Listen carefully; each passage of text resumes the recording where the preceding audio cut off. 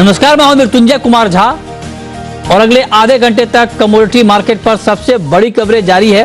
और आज इस बड़ी कवरेज में एक बड़ी खबर होगी जो सबसे पहले हमने आपको दिखाई थी और उस खबर पर मुहर भी लगी है। उस पर हम डिटेल में बात करेंगे। और आज बातचीत करने के लिए हमारे साथ मेहमानों का एक बड़ा पैनल जुड़ रहा है।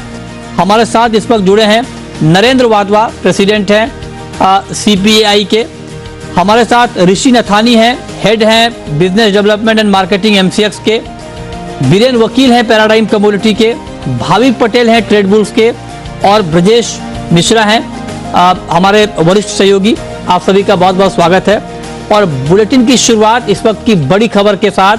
खबर यह है, इस खबर को जरा आप गौर से समझिए और इस खबर का मतलब फिर हम आगे समझेंगे। खबर यह है कि कमोडिटी डेरिवेटिव मार्केट में यानी कमोडिटी वायदा बाजार में अब FPI की एंट्री को मंजूरी मिल गई है। FPI मतलब फॉरेन पोर्टफोलियो इन्वेस्टर, हिंदी में से आप विदेशी संस्थागत निवेशक कहते हैं, उनकी एंट्री होगी। ये रास्ता साफ हो गया है। सेबी की बोर्ड मीटिंग में आज इस पर मुहर लग गई है। ये फैसला हो गया है। ये खबर आपको याद होगा पिछले हफ्ते सबसे पहले हमने आपको दिखाई थी कि आज की बोर्ड बैठक में यह फैसला हो सकता है। यह फैसला अब हो चुका है। डिटेल खबर बताने के लिए ब्रजेश हमारे साथ जुड़ चुके हैं, जो इस खबर को लगातार फॉलो कर रहे हैं और जिन्होंने इस खबर को सबसे पहले ब्रेक भी किया है। आज भी जब मंजूरी मिली सेबी की तो सबसे पहले यह खबर हमने चलाई, आपको दिखाई। ब्रजेश बताइए पूरी खबर क्या है। बिल्कुल, पूरी बात यही कि जैसा कि सेबी की जो कमोडिटी डेरिवेटिव एडवाइजरी कमेटी है, वहां से ये प्रपोजल उठा था कि क्या जो फॉरेन पोर्टफोलियो इन्वेस्टर्स हैं उनको कमोडिटी डेरिवेटिव्स में ट्रेड करने की इजाजत दी जानी चाहिए। तो प्रस्ताव ये काफी साल से चल रहा था, कई साल से पूरा प्रस्ताव चल रहा था, बहुत सारी चर्चा भी हुई। ये शायद पहले आ जाता, लेकिन जैसा कि हमने देखा था बीच में कुछ एग्री कमोडिटीज को लेकर के जिस तरह से सेंसिटिविटी बढ़ी थी, तो उस वजह से ये प्रपोजल थोड़ा सा पीछे रह गया, वरना ये पहले भी आ सकता था। तो अब मोटी बात ये है कि जो फॉरेन पोर्टफोलियो इन्वेस्टर्स हैं वो नॉन एग्रीकल्चरल कमोडिटीज और नॉन एग्रीकल्चरल बेंचमार्क इंडाइसेस जो हैं उनमें ट्रेडिंग कर पाएंगे। लेकिन कंडीशन ये लगाई गई है कि जो शुरुआत होगी वो उन्हीं से होगी कि जो कैश सेटल्ड कॉन्ट्रैक्ट हैं वहीं पर ये कर पाएंगे, ट्रेडिंग कर पाएंगे। और जो पोजीशन लिमिट है वो भी डिफाइन की गई है। ये कहा गया है कि इंडिविजुअल कैटेगरी में म्यूचुअल फंड की तरह होगा और नॉन इंडिविजुअल कैटेगरी में 20% ऑफ उस कमोडिटी का जो भी क्लाइंट लेवल का जो पोजीशन लिमिट होगा वो क्लाइंट लेवल के 20% से तक ही रहेगा। अब कब इसमें क्या एडिशनल रिस्क मैनेजमेंट मेजर्स लेने की जरूरत पड़ेगी, ये सब एक वर्किंग ग्रुप बनाया गया है जो सजेस्ट करेगा। कब से ये अमल में आएगा इसको लेकर के सेबी की तरफ से अलग से सर्कुलर आएगा। और जो मौजूदा रास्ता था कि एलिजिबल फॉरेन एंटिटीज का, जहां पर आपके लिए एक्चुअल फिजिकल एक्सपोजर लेना जरूरी था तभी आप इसमें ट्रेडिंग कर सकते थे, वो रूट अब बंद होगा और बिना एक्चुअल फिजिकल पोजीशन लिए भी फॉरेन पोर्टफोलियो इन्वेस्टर्स इसमें ट्रेडिंग कर पाएंगे। मतलब ये आपको डिटेल में ब्रजेश ने पूरा बता दिया, पूरी कहानी कि किस तरह से मंजूरी मिली है। जो पूरी प्रेस रिलीज है सेबी की उसका सार आपको ब्रजेश ने डिटेल में समझाया। आप बने रहे ब्रजेश हमारे साथ। अब वाधवा जी, क्योंकि आप कमोडिटी ब्रोकर का सबसे बड़ा संगठन है आपका CPAI, आपका पहला कमेंट क्या है? क्या आपको लगता है कि हाँ अब FPI की एंट्री को मंजूरी मिल गई तो वाकई एक बड़ा बदलाव कमोडिटी मार्केट में होगा, मतलब कमोडिटी रिफॉर्म के लिहाज से ये बड़ा कदम है, या आपको लगता है कि ग्राउंड पर अभी आने में बड़ा वक्त लगेगा? धन्यवाद मृत्युंजय जी, बहुत खुशी की बात है, बहुत वेलकम मूव है। CPAI कंटिन्यूअस टच में था रेगुलेटर से, मिनिस्ट्री में, कि हमारे को सारे पार्टिसिपेंट्स, सारे प्रोडक्ट की जरूरत है। और कई सेबी के ऑफिशियल्स कहते थे इस मार्केट को अगर ग्रो करना है तो 3 P's की जरूरत है, जो है पॉलिसी, प्रोडक्ट एंड पार्टिसिपेंट। तो पार्टिसिपेंट्स के अंदर सारे इंस्टीट्यूशनल, म्यूचुअल फंड और जो AIFs हैं सबको अलाउ करा गया था। FPI की एक कमी रह गई थी जो आज पूरी हुई है। तो कंटिन्यूअसली CDAC के अंदर भी डिस्कशन था जिसका मैं पार्ट हूं, तो ये काफी डिटेल में डिस्कशन हुआ पीछे कि इनको कैसे अलाउ किया जाए, क्या रिस्ट्रिक्शन रखे जाए। तो मैं बहुत खुश हूं, ये इकोसिस्टम के लिए बहुत अच्छा है। देखिए, हमने देखा है इक्विटी मार्केट के अंदर FPI जब अलाउ करे तो वो अपनी लिक्विडिटी लेकर आए, मार्केट के अंदर डेप्थ लेकर आए, तो ओपन इंटरेस्ट लेकर आए। वही चीज हम एक्सपेक्ट करते हैं कि कमोडिटी मार्केट के अंदर लिक्विडिटी आएगी, और इक्विटी के अंदर जैसे हमने देखा कॉर्पोरेट गवर्नेंस बढ़ा, ट्रांसपेरेंसी बढ़ी इक्विटी मार्केट के अंदर, तो यही वाली चीजें कमोडिटी मार्केट के अंदर आएंगी। और जैसे कहते हैं कि लिक्विडिटी ड्राइव्स हायर लिक्विडिटी, तो जब ये पार्टिसिपेट करेंगे एफपीआई और लिक्विडिटी आएगी मार्केट में, और मेरे को खुशी है कि ये मार्केट ग्रो करेगी, जो कि हमारी कोशिश रही है कई सालों से कि सबको, सारे पार्टिसिपेंट्स को इस मार्केट में लाया जाए। आप कह रहे हैं कि लिक्विडिटी बढ़ेगी, और चूंकि ये खबर देखिए, अभी जो ये खबर है कि ये है कि नॉन एग्री कमोडिटी में पहले इसे मंजूरी मिली है, जो नॉन एग्री कमोडिटी होगी उसमें एंट्री होगी एफपीआई की पहले। तो नॉन एग्री कमोडिटी का सबसे बड़ा एक्सचेंज जो इस वक्त है एमसीएक्स, जहां पर गोल्ड, क्रूड, मेटल की बड़ी ट्रेडिंग होती है, उसके हमारे साथ हेड बीडी मार्केटिंग एमसीएक्स के जुड़े हैं ऋषि नथानी साहब। ऋषि जी, बहुत बहुत स्वागत है, आपको बधाई, चूंकि आपके एक्सचेंज के लिए ये खबर ज्यादा अच्छी है, क्योंकि आप सबसे बड़ा प्लेयर हैं इसमें। आप जरा बताएं ऋषि जी कि आप लोग कितने तैयार हैं, मतलब आपकी तैयारी किस तरह से है, एफपीआई के स्वागत के लिए आप कितने तैयार हैं इस वक्त? देखिए, हमारा प्लेटफॉर्म रेडी है मृत्युंजय जी। जब जो पार्टिसिपेंट सभी अनुमति देगा और जैसे ही सभी का सर्कुलर निकलेगा, हम तैयार हैं। मार्केट में इसकी बहुत जरूरत थी, बिकॉज हम तो ये चाहेंगे कि और ज्यादा से ज्यादा प्रोडक्ट और पार्टिसिपेंट्स इस मार्केट से जुड़े, क्योंकि जितने लोग आएंगे उतनी लिक्विडिटी बढ़ेगी, और जितना लिक्विडिटी बढ़ेगा उतने मार्केट का डेप्थ इंप्रूव होगा और इम्पैक्ट कॉस्ट कम होगा। अच्छा, कौन सी कमोडिटी का डिजाइन आपका सबसे ज्यादा फिट है अभी एफपीआई के इन्वेस्टमेंट के लिए ऋषि जी? वैसे तो हमारी सारी नॉन एग्री कमोडिटीज एफपीआई के लिए फिट है, बट जैसे सभी ने कहा है कि इनिशियली सिर्फ कैश सेटल प्रोडक्ट्स को अलाउ हुआ जाएगा, तो क्रूड और नेचुरल गैस के प्रोडक्ट है, उसके अलावा हमारे इंडेक्स फ्यूचर्स हैं।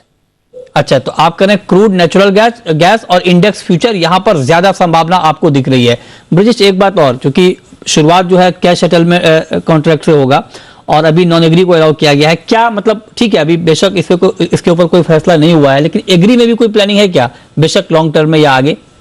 देखिए, ये जो प्रोडक्ट डिस्कशन था वो ये था कि इनिशियली नॉन एग्री में अलाउ किया जाए और उसके बाद ऐसी एग्री कमोडिटीज में अलाउ किया जाए जहां पर सेंसिटिविटी कम हो, यानी कि मान लीजिए चावल है या गेहूं है या इस तरह की जिनकी हमारे देश में शायद शॉर्टेज ना पड़े और बहुत ज्यादा कीमतों पर प्रभाव उसका ना पड़े। ये बात हुई थी जब वो डिस्कशन पेपर आया था, और जो कमोडिटी डेरिवेटिव एडवाइजरी कमेटी है सेबी की, वहां भी बात हुई थी। लेकिन आज जो प्रेस रिलीज आई है वहां पर कहीं इस तरह की बातचीत अभी नहीं है कि जो एग्री कमोडिटी है, ब्रॉडर एग्री कमोडिटी, वहां पर अलाउ किया जाए। तो हमें उम्मीद करनी चाहिए कि जब सर्कुलर आएगा तब इस पर क्लैरिटी होगी। लेकिन ये रेगुलेटर के दिमाग में ब्रॉड लेवल पे ये चीज थी कि जहां सेंसिटिविटी ना हो उनके बारे में भी सोचा जाए। अच्छा, ये बहुत बहुत महत्वपूर्ण बात है। और सेंसिटिविटी से मतलब ये है कि जो एसेंशियल कमोडिटीज हैं, जहां पर महंगाई को लेकर बहुत ज्यादा चिंता रहती है, ऐसी कमोडिटी को छोड़कर ऐसी कमोडिटी में जहां पर ज्यादा डिमांड सप्लाई को लेकर दिक्कत ना हो, प्राइस फ्लक्चुएशन बहुत ज्यादा ना हो, प्राइस को लेकर कोई चिंता ना हो, वहां पर आगे विचार हो सकता है। लेकिन अब वादवा जी एक बात बताएं सर, अलाउ तो कर दिया सेबी ने अपनी तरफ से, लेकिन अभी के ग्लोबल मूड माहौल को देखते हुए आपको लगता है कि एफपीआई अभी इंटरेस्ट लेंगे इंडियन कमोडिटी डेरिवेटिव मार्केट में? संजय जी, एफपीआई और कस्टोडियंस का कंटिन्यूअस इंटरेस्ट है और हमारी कंटिन्यूअस उनसे बात होती रही है। इस मार्केट में वो पार्टिसिपेट करना चाहते हैं। अगेन वही पुरानी बात है कि हम सबसे बड़े या इंपोर्टर, एक्सपोर्टर और कंज्यूमर है कई कमोडिटीज के अंदर, और ये कमोडिटीज मार्केट, ये 5 ट्रिलियन इकोनॉमी की बात करते हैं, तो 60% हमारा जो है कमोडिटी से आएगा। तो कोई भी, जैसे कहते हैं you can not ignore India, अगर आपने इंटरनेशनल काम करना है तो एफपीआई इंडिया को इग्नोर नहीं कर सकते और वो इस कमोडिटी मार्केट में जरूर पार्टिसिपेट करेंगे। जैसे अभी ऋषि जी ने भी कहा कि हमारे को ये जरूरत थी कि सारी कमोडिटीज के अंदर ये लाया जाए धीरे धीरे करके, उसकी सेंसिटिविटी को देखते हुए, जैसे ब्रजेश जी ने भी कहा। तो सिर्फ जो कैश सेटल्ड है उसके अंदर हमारी थोड़ी सी रिजर्वेशन है कि सिर्फ कैश सेटल्ड कमोडिटीज है उसको ना रख के सारी जो हमारी नॉन एग्री थी उसके अंदर लाने की जरूरत है, जिसको हम आगे परसू भी करेंगे। आपने ठीक कही, लेकिन चूंकि जो डिटेल है सेबी का उसमें यह है कि जो नॉन एग्री, जो ऑल नॉन एग्री कमोडिटीज वहां पर इसे अलाउ किया गया है। शुरुआत बेशक कैश सेटल कमोडिटी से यहां पर होगी, लेकिन आगे जो सारी नॉन एग्री कमोडिटी है उसमें होगी। ये शुरुआत के लिए सिर्फ कहा गया कैश सेटल। लेकिन ऋषि जी एक बार बताइए सर, इंप्लीमेंट होने में कितना वक्त लग सकता है? आप तो बड़ा अनुभवी व्यक्ति हैं, एक्सचेंज में बहुत लंबे समय से हैं, कितना वक्त लगेगा ये पूरा जो कागजी कार्रवाई और बाकी चीजें, मतलब कुल मिलाकर एक्सचेंज पर एफपीआई की ट्रेडिंग कब से शुरू होगी, मैं ये पूछना चाह रहा हूं आपसे। अब देखिए, ये तो जब सभी पूरे डिटेल गाइडलाइंस निकालेगी तभी होगा, लेकिन मैं समझता हूँ हाथी निकल गया, पूंछ बाकी है, तो जल्दी हो जाएगी। पूछ कब तक निकलेगा सर? वो तो सभी बता पाएगा कब सर्कुलर निकलेगा। जैसे सर्कुलर निकलेगा हम ऑनबोर्डिंग के लिए तैयार हैं। अच्छा, आप तैयार हैं, ठीक है। अब एक सवाल बीरेन जी, चूंकि आप कमोडिटी मार्केट से बहुत लंबे वक्त से जुड़े हुए हैं, अभी वॉल्यूम को लेकर चिंता है कमोडिटीज में, और नॉन एग्री में तो वॉल्यूम है भी थोड़ा बहुत, लेकिन एग्री में बहुत सिचुएशन खराब है। तो आप जरा बताइए सर कि ऐसे में अगर एफपीआई आता है तो क्या हम प्राइस टेकर की जगह प्राइस मेकर बन सकते हैं क्या एफपीआई की एंट्री के बाद? बीरेन जी, आपका अनुभव क्या कहता है? प्राइस मेकर वाली बात तो मुझे अभी रियलिस्टिक नहीं लग रही है। और ये डिटेल में सर्कुलर पढ़ के नहीं पढ़ा है तो वो भी क्लैरिटी नहीं है। बट एक मेरा जो कंसर्न वो ये है कि लिक्विडिटी का जहां तक सवाल है, तो एफआईआई को सिर्फ बाई साइड ही अलाउ करेंगे या शॉर्ट साइड पे नहीं अलाउ करेंगे? कि ज्यादातर रवैया ऐसा होता है कि शुरुआत में शायद उनको शॉर्ट सेल से मना किया जाए। तो अगर बाई साइड ओनली पार्टिसिपेशन आता है तो मेरे हिसाब से थोड़ा वो इम्पेयरमेंट होगा।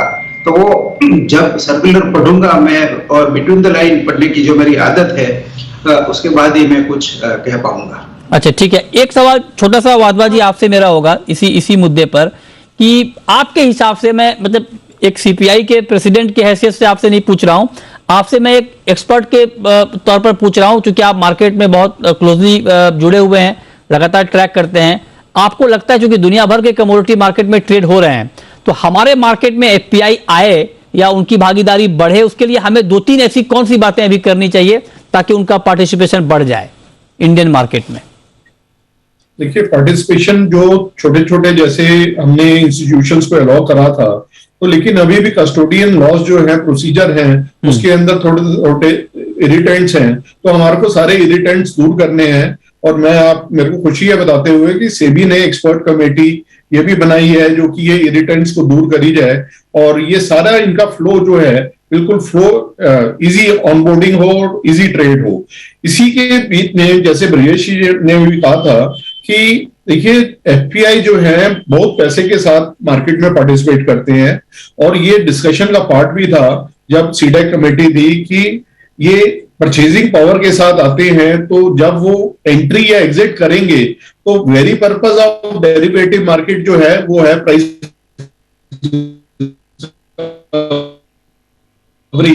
क्या वो प्राइस डिस्कवरी की वजह से इन्होंने ये रिस्ट्रिक्शंस जो, हाँ ठीक बात है जी जी, ये आपने बहुत महत्वपूर्ण बात की। लेकिन ऋषि जी एक बात बताइए, कई बार क्या होता है कि जैसे मान लीजिए घर में कोई मेहमान आया तो बच्चे खुश होते हैं कि चलो मेहमान आया तो कुछ अच्छा घर में खाना बनेगा, मिठाई आएगी। तो आप जरा बताइए कि एफपीआई आने के बाद जो हमारे यहाँ के डोमेस्टिक इन्वेस्टर हैं, रिटेल इन्वेस्टर हैं, उनके कामकाज पर क्या फर्क पड़ेगा, उनके लिए क्या अच्छा होगा एफपीआई आने के बाद?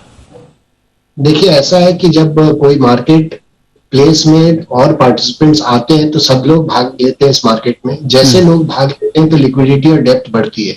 जब लिक्विडिटी और डेप्थ बढ़ती है तो एंट्री और एग्जिट में सुविधा होती है, लोगों को खरीदने बेचने में सुविधा होती है, और जो इम्पैक्ट कॉस्ट है, बाइंग सेलिंग का जो डिफरेंस है, स्प्रेड है, वो कम होता है। तो लोगों को जो इम्पैक्ट कॉस्ट है वो कम होता है। तो कोई भी निवेशक हो, कोई हेजर हो, सबके लिए जैसे जैसे पार्टिसिपेंट बढ़ेंगे वैसे वैसे इम्पैक्ट कॉस्ट कम होगा, जैसे जैसे लिक्विडिटी बढ़ता है। तो मार्केट में कॉस्ट ऑफ ट्रेडिंग रिड्यूस होता है और एंट्री एग्जिट में आसानी होती है। एक सवाल मेरे मन में ये आ रहा है कि एफपीआई के आने के लिए क्या कुछ आप लोगों को कॉन्ट्रैक्ट में या उसके डिजाइन में या उसके नियम कानून में कुछ बदलाव करने पड़ेंगे? ऐसा कुछ नहीं है। जैसे जैसे पार्टिसिपेंट्स आएंगे, म्यूचुअल फंड आए और ईएफईज जब आए थे, या म्यूचुअल फंड आए या एआईएफ्स आए, पीएमएस आए, तो हमने कोई कॉन्ट्रैक्ट में चेंज नहीं किया। जैसे कॉन्ट्रैक्ट थे उसी में उन्होंने पार्टिसिपेट किया और कर भी रहे।